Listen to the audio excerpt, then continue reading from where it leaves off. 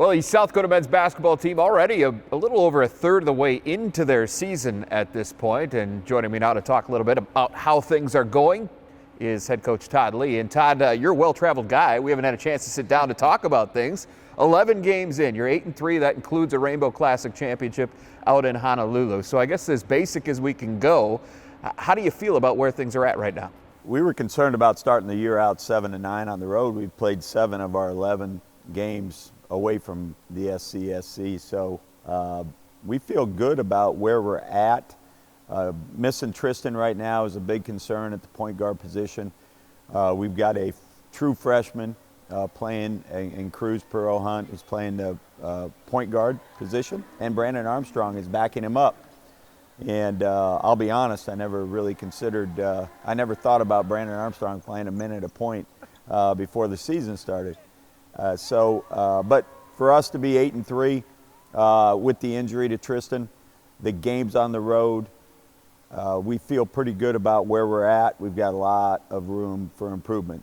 Well, you mentioned Tristan, so we got to bring up that because that is significant. One of your seniors and certainly one of your leaders in their program right now. But what's the prognosis there? I know he's already missed 4 games. How's it looking? Well, he's got a sprained MCL. And he's a tough young man, and he's going to work hard to get back. We're hoping we get him back before Christmas.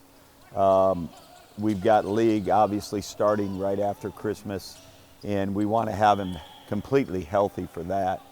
That's the number one goal. We'll try to get him back as quickly as possible. He's working hard. If we can get him back for Christmas, before Christmas, we got a couple games. Northern Colorado at the Pentagon, and then we play UMKC at home. It would be good, Jay, to get him back so that, he has a couple games under his belt as opposed to just throwing him back in, when league starts after Christmas. In what ways do you miss him the most when he's not out there? Well, he's just everything from a calming influence. We're up 8 at Northern Arizona with about 3.5 minutes to go. From that point on, the ball's in his hands the rest of the game, and we normally get a good shot. We don't turn the ball over. We turned the ball over 4 times in the last 3 minutes at Northern Arizona, ended up losing the game. From a leadership standpoint, a calming influence, someone who knows the system now. He is shooting a high percentage from the field, high percentage from the 3.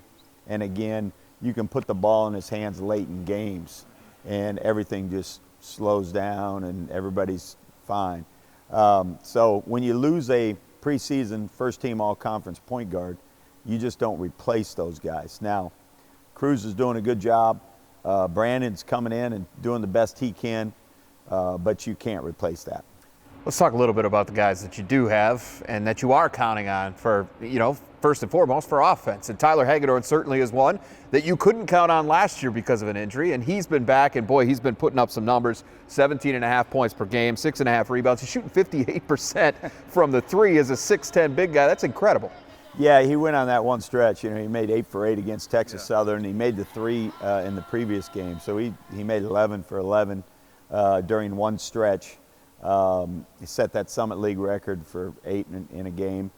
And it is unusual to have a skilled big man like that. And also, we didn't have that last year, the inside presence. And we're running more things to get him the ball inside. And he is doing a very good job offensively. We want him to go to the offensive boards more, and he's doing a better job of that. But he's been very consistent for the most part offensively this year. And that's been a big boost for us. The guy we got to mention is Stanley Amude, preseason player of the year in the Summit League, and has certainly appeared to do a pretty good job of following up that massive sophomore season he's had last year to this point.